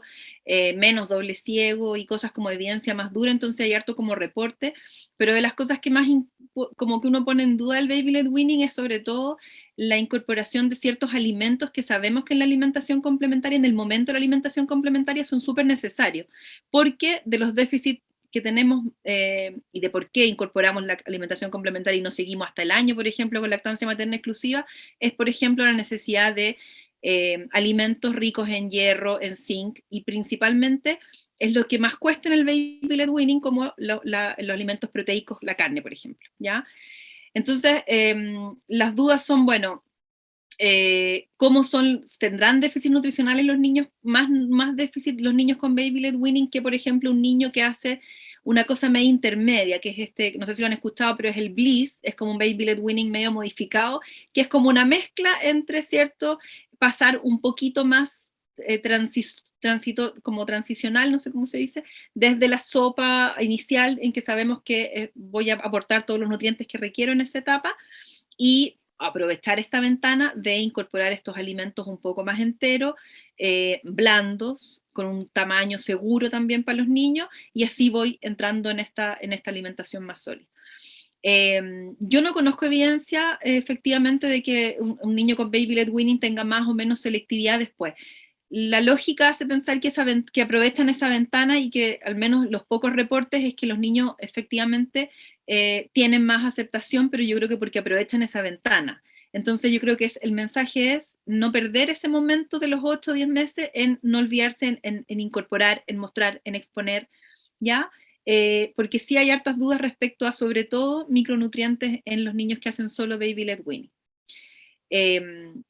Eso principalmente, yo creo que con y si a mí me hacen elegir una, el Bliss es como la más que me encuentro que, sin haber tanta, insisto, evidencia como de que es lo mejor, es lo que hace más sentido y que va también a contribuir a tener una alimentación más completa, además desde los nutrientes que necesitamos. ¿Ya? Eso. Muchas gracias. Tenemos otra pregunta. ¿Cómo hacemos en los casos de los niños que no comen, pero sí reciben muy bien la leche en su biberón? Me imagino que eso se refiere más que nada a la consistencia, no lo sé, o a la muy selectiva. Puede haber dos cosas. Hay niños que efectivamente Y ahí partimos como de un concepto que la leche es buena, pues, así como obvio que la leche no es un alimento malo, ¿cierto? Como en el cerebro de todos nosotros es como entre comer, no sé, otras cosas y leche, la leche es un buen alimento. Pero efectivamente la leche aporta de muchas cosas, entre ellas calorías, proteínas, entonces a veces nos encontramos con niños que tienen alto consumo de lácteos, porque de alguna forma no se limita o no se mide o cada vez que pide algo, y eso también influye en los momentos en que tiene que comer otras cosas. Entonces, si yo me he tomado 2, 3 leches durante la mañana, ¿cierto? O me tomé una leche, no, la mamá le dio porque pidió algo y dijo entre darle otra cosa y le doy una leche, porque hay niños que tienen más gusto y efectivamente son buenos para los lácteos, pero llega la hora de almuerzo porque me tomé una leche una hora antes y probablemente no va a llegar con hambre, ¿ya? Entonces, si estamos frente a un niño que come poco, que no está comiendo lo que debería más o menos comer, pero tiene alto consumo de leche, lo primero es uno limitar, ya limitar la leche y explicarle a la mamá por qué, porque tampoco es que, ¿cierto?, que tiene que ver con eso, con que es un alimento que no es agua, entonces obviamente sacia al niño, y si son estos niños muy sensibles también a señales de saciedad, no va a llegar con hambre, entonces hacerle el espacio, dejarle los momentos de leche más en la mañana, ¿cierto? Estoy hablando del preescolar además, en que debería tener 2 a 3 lácteos al día, no más, y entonces usar esos momentos y tratar de llegar al espacio del hambre y ver si eso funciona. ¿Ya? A veces cuesta, porque obviamente toda transición cuesta y va a pedir la leche, pero en la medida que lo van entendiendo, las mismas familias se van dando cuenta de cómo empiezan a comer mejor, ¿eh? Y ellas mismas te dicen, ¿sabes qué? Desde que le bajé y le estoy limitando y le expliqué, además que no, la leche es en tales o tales momentos, a veces empiezan a comer mejor. Entonces, a veces si son muchas colaciones de leche, los que yo les recomiendo cuando están acostumbrados a colaciones, que no sea un lácteo y que sea algo con un poquito menos de consistencia, por ejemplo, media fruta, en vez de tanto lácteo, ¿ya? Porque obviamente causan más saciedad en algunos niños y no llegan a comer adecuadamente. A eso me imagino que se refería la pregunta respecto a, porque hay muchos niños que toman mucha leche, pero no comen otras cosas, sí, que son buenas para la leche. Muchas gracias. Tenemos 2 comentarios más y después otra pregunta. Nos comentan aquí la importancia de no sobrediagnosticar las alergias alimentarias en los niños, y eso es más que nada por la limitación que uno le hace al niño por sobrediagnóstico, en el fondo, sobrealimentación, lo cual va alterando la alimentación del niño y generando a veces estos trastornos. Y es importante la comensalidad y también incorporar a los niños en la preparación y compra de los alimentos, educándolos en la medida que se pueda con los padres y los cuidadores. Sí, estoy súper de acuerdo con eso, de la preparación, bueno, de las alergias totalmente de acuerdo, y de la preparación, sí, ojo con la compra, sí, como en la medida que sea que compra, pero no así como a merced de lo que los niños quieran, estoy de acuerdo, pero ojo con eso, como que en esto de poner los límites también, y del decidir qué, esto que yo les decía al final, los papás decidimos qué se come, a qué hora se come, cuántas veces más o menos, y los niños deciden el cuánto, ahí está también el no caer en que sí, vamos a comprar y que el niño va a elegir, no sé, el cereal que va a comer o etcétera, ¿ya? Así que solo ese paréntesis, esa como, esa aclaración. Pero en la preparación, súper, o sea, hay que, sobre todo en estos niños que tienen poco interés, ¿ya? Esa es una de las estrategias más importantes. Sigue siendo frecuente todavía la consulta de estos preescolares, sobre todo en aquellos que tienen como el apetito limitado, si pudiésemos meterlo en este grupo, de que los padres un poco por presión siempre están pidiendo el estimulante del apetito. Entonces, o estimulante o algún suplemento en la comida cuando no estamos en el grupo los ARFI, etcétera, ¿está indicado? ¿Podemos usarlo? ¿Cuánto tiempo? ¿Hay alguna recomendación especial que nos pueda sugerir? Sí, hay harta presión. Mi sensación es que menos, no sé, como que cayeron no es tanto el boom ahora, pero a ver, yo creo que lo más importante primero es el contexto de dónde estamos. O sea, si es un niño que crece bien, sobre todo que crece bien, hay que mostrar eso para tranquilizar y sacar como el estimulante del apetito, sobre todo como de la esfera de lo que estamos conversando. Eso por una parte. y que crece, ahora, está el niño que crece bien, pero que efectivamente es muy selectivo, ¿ya? Y ese niño probablemente se va a favorecer más bien de un apoyo de polivitamínico, de suplementos nutricionales, porque sabemos que en la anamnesis nutricional puede estar cayendo en déficit de algunos micronutrientes que no somos capaces de medir, pero que en la anamnesis sabemos que puede estar en déficit. Eso es otro también panorama.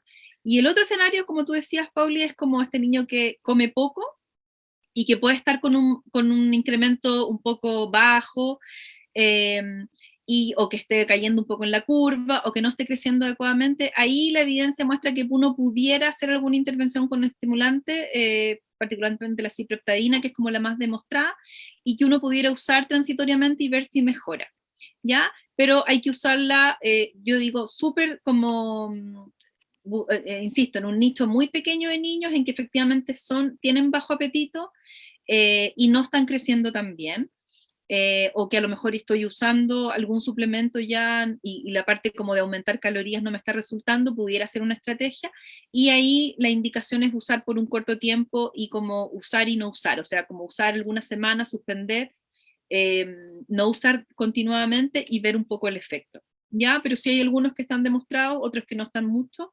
y ese sería yo creo que el grupo específico de niños en que uno pudiera usarlo y hacer una prueba, ¿ya? Porque efectivamente hay evidencia de que en esos niños pudiera mejorar un poco el apetito.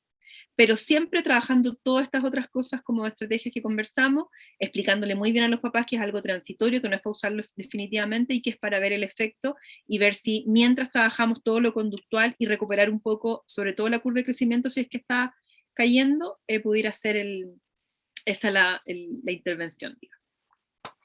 Y Andrea tiene dos preguntas, las últimas dos preguntas probablemente del ciclo. Yo te voy a hacer una más de un poco para integrar a este equipo multidisciplinario que pudiese enfrentar a estos niños. ¿En qué minuto se debería integrar hasta terapeuta ocupacional, a lo mejor con los que tienen problemas de textura, ciertos sensoriales, a un psicólogo?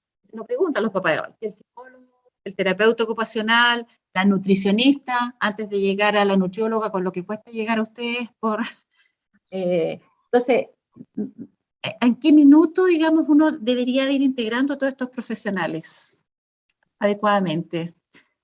Compleja tu pregunta. A ver, sí, supongo que me estáis preguntando como en el contexto de los niños que no son un ARFID, porque el ARFID es que ya. Saliendo de ahí, yo creo que efectivamente tiene que ver como con la evaluación que hacemos respecto a qué está pasando, ¿ya?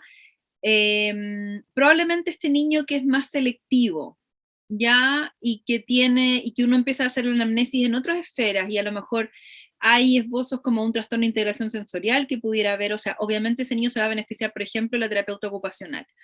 O cuando las estrategias iniciales no están funcionando mucho y tú ves que igual sigue selectivo, que al margen de que, o que está costando mucho, las terapeutas ocupacionales yo creo que ahí es un recurso que es importante como antes de llegar quizás al equipo de salud mental como psicólogo, incluso psiquiatra, y que ya probablemente eso ya es un trastorno más ARFID, más ya, complejo. Yo creo que en esos niños se favorecen harto de terapeuta ocupacional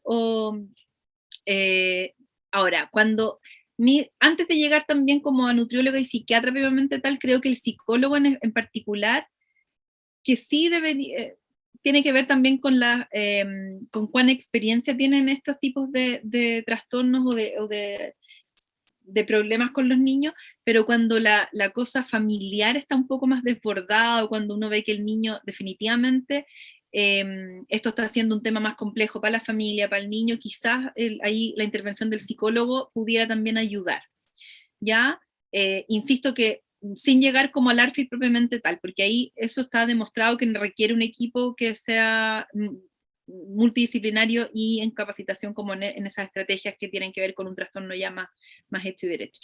Pero probablemente como dependiendo de la evaluación que uno haga, ahí uno pudiera integrar como terapeuta, psicólogo. La nutricionista yo creo que siempre es o sea, en la medida que uno tenga como recurso, siempre puede ayudar, sobre todo para para reforzar este tema de las porciones, de a lo mejor aumentar variedad, de estrategias alimentarias, de, no sé, pues de empezar a abrir la mente a las mamás, en que cuando son sobre todo muy selectivos de preparaciones nuevas, de ir trabajando en eso, ahí puede ser una ayuda.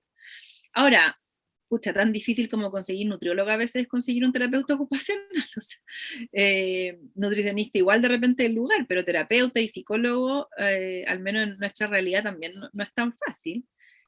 Así Pero que ustedes son más difíciles de encontrar, así que son menos. somos Hay más menos. terapeutas y nutricionistas. No somos difíciles de encontrar, pero que somos Sí, sí.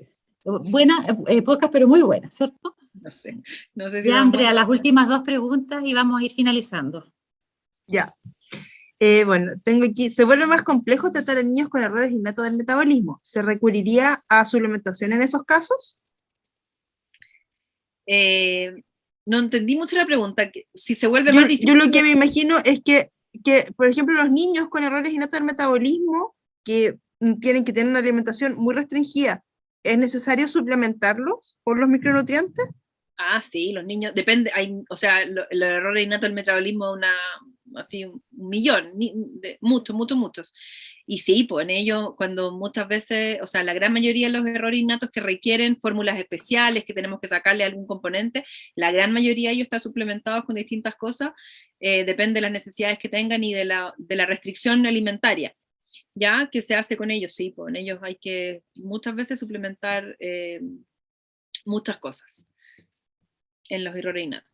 Y ahí nos apoyamos, los errores innatos siempre, no sé quién hizo la pregunta, pero mucho de lo que manejamos tampoco lo manejamos centralizadamente acá, nosotros muchos se manejan con la supervisión y todo, y el apoyo del INTA, respecto a las fórmulas, porque son bien especializados y específicas las intervenciones nutricionales. Aquí preguntan un caso. Niño de 1 año 3 meses. La madre quiere empezar destete porque debe volver a su trabajo. El niño solo quiere pecho. No toma leche extraída en mamadera, ni tampoco fórmula. En cuanto a comida, solo acepta papillas. Está con sobrepeso. La mamá refiere que siempre le dio pecho. ¿Cómo continuar con la alimentación de ese pequeño si recibe poca alimentación masticada? Ahí probablemente, bueno, hay varios temas en esa pregunta. Uno es el destete, otro es el pecho y otro la alimentación complementaria. Así como sin conocer el escenario, sin hacer toda la evaluación que les puse ahí importante que hay que hacer, me parece que probablemente si toma mucho pecho, y que eso nos pasa ya en el menor de 1 año que sigue con pecho, es lo mismo que tomar hartos lácteos, lo que hablábamos antes, ya el pecho materno es un súper buen alimento, y uno puede seguir mucho más allá de los 2 años incluso, pero también si es libre disposición y durante todo el día, y muchas veces más seguido de lo que se debiera en ciertas edades, porque ya no estamos en la época de la libre demanda, digamos, del lactante que requiere un aporte calórico, probablemente eso hace que el niño no coma lo suficientemente la porción que además debiera comer al almuerzo, o el almuerzo y la cena, o las 2 comidas complementarias que debería tener. Ya, ahora habría que ver efectivamente cuánto está comiendo. A lo mejor en la percepción materna es que no come todo lo que tiene que comer, pero es la porción que le corresponde. Estoy haciendo súper elucubraciones respecto a lo que me estáis contando. Así que eso es una cosa. Y de nuevo es como hacer los espacios de hambre. A lo mejor está tomando justo pecho un poco antes del almuerzo y la cena. Quizás hacer esos espacios, dejar esas 3-4 horas libres para que el niño pueda llegar a comer con un poco más de hambre, si es que el tema de la alimentación complementaria es eso. Eso por una parte. 2, la papilla, de nuevo, tiene que ver con empezar a introducir, exponer, que toque, ir dejando cada vez, ya no estamos en esa ventana de los 8 o 10 meses en que a lo mejor no se intentó poner semisólido. Entonces hay que exponer con alimentos más enteros mientras sigue comiendo probablemente papillas un tiempo, hasta que vaya avanzando en los alimentos un poco más enteros. Bueno, y el destete es otra cosa que en realidad sale como del objetivo de aquí, pero si la mamá tiene que volver a trabajar, va a haber que buscar la forma de que alguien más pueda aportar otras leches, otros suplementos, y ahí qué va a hacer esa mamá con el pecho. Si va a poder congeniar trabajo con pecho, pero eso se me ocurre como... No sé si ¿Y formas alternativas de dar leche extraída que no sea mamadera? Forma alternativa de Como la cucharita, vasito. Ah, bueno, todo, pues sí, todo, si no es mamadera. O sea, de hecho, a esa edad, ya mejor ni pasar por la mamadera, pues. Ya a esa edad, si tú vayas a dar probablemente no usar mamadera, sino que pasar directamente a un vaso o con cuchara, eso requiere harta paciencia y tiempo, pero probablemente pasar directamente a un vaso, y eso puede ser la leche materna extraída o otra fórmula láctea. Y ojo con lo que requiere, porque tampoco requiere tanto más que, no sé, 500 ml de fórmula láctea al día, ¿ya? O de un lácteo, entonces no es mucho más que eso.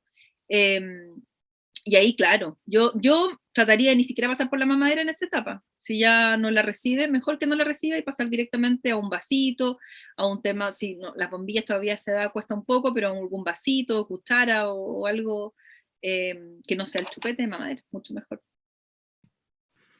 Muchas gracias. Y la última, que igual es como amplia, pero la voy a decir igual, es, en niños con TEA, ¿cómo sería conveniente empezar? ¿Empezar la alimentación? Yo creo que es Si que por eso es como súper amplia, no sé si se refiere a empezar la alimentación o a empezar a intentar integrar nuevos alimentos debido a la problemática que pueda haber en la integración sensorial. Claro, Así. los niños con Sería trastorno cómo comenzar a introducir la alimentación complementaria cuando tienen esos problemas sensoriales. Entonces, ¿cómo es que tendríamos que ir empezando y cómo para no llegar a la parte de la terapia ocupacional? Ya, sí, entiendo. Bueno, va a depender de cada niño en específico y si además tiene asociado un trastorno de integración sensorial, que en los niños con trastorno del espectro autista es bien frecuente. Mi experiencia al menos es que es bien difícil no apoyarse en un terapeuta ocupacional con un niño más con un trastorno del espectro autista, y más aún si tiene un trastorno de integración sensorial. Eso es bien difícil poder avanzar en el alimentario sin apoyarse un equipo que trabaje con estos niños en otras esferas. O sea, probablemente va a costar mucho más, va a costa además de harta angustia y preocupación materna, ¿cierto? O sea, como que ahí el apoyo obviamente de un equipo multidisciplinario, o al menos con terapeuta ocupacional, va a ayudar mucho, sobre todo en el tema, porque si no le estamos dejando un poco toda la responsabilidad también y esta intervención a la mamá. En los niños con trastorno del espectro autista, las recomendaciones son como igual de lo que conversamos, esto de hacerlo precoz, de las ventanas, ¿cierto? De modelar, pero sabemos que en algunos a lo mejor no hay mucho problema, pero en una gran mayoría sí vamos a tener temas con la alimentación. Y es complejo, creo yo, sin la intervención, insisto, de un equipo como de apoyo. Puede resultar, pero yo no le daría mucho más tiempo, porque aquí requieren otras intervenciones que probablemente no es solo el modelar o el exponer, sino que tienen que ver con, sobre todo, cuando hay temas de integración y son muy selectivos, hay que trabajar en, no sé, en desensibilización o en estrategias ahí con ellos. Así que al menos intentar conseguir TO creo yo que es mejor. Muchas gracias. Yo soy de Uruguay, en realidad tenemos mucho déficit de terapeutas ocupacionales en realidad. Hay muy poquito. Nosotros también. Nosotros también. Nos cuesta mucho. Y son tan necesarios y tan importantes. Bueno, todos los del equipo, pero obviamente a la luz de lo que vemos hoy son súper necesarios. Qué bueno que desde Uruguay estén escuchándonos, ¿eh? Agradecidos que hayan participado de tan lejos, pero tan cerca. Desde Argentina también teníamos a alguien por ahí que escribía y mandó muchos saludos. Muy bien.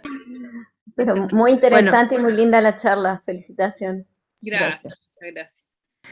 Bueno, doctora González, agradecer su presentación. Hay muchas felicitaciones en el chat y muchos agradecimientos. Agradecen el abordaje. Lo encontraron una charla muy orientadora, muy práctica. Así que agradecemos mucho su presentación. Quiero dejarlos invitados para finalizar a nuestro próximo webinar, que va a ser el 3 de agosto, y el tema es dietas veganas y vegetarianas en niños, niñas y adolescentes. ¿A qué debemos estar atentos? La presentadora en esa oportunidad va a ser la doctora Yacel Gacitúa, que es nutrióloga infantil de la Universidad de la Frontera de Temuco y del Hospital Hernán Enríquez Aravena. Así que los dejo cordialmente invitados para nuestro próximo webinar, que va a ser el 3 de agosto a las 20 horas de Chile. Agradezco a todos por la excelente audiencia que tuvimos y eso, que tengan un buen descanso hoy día.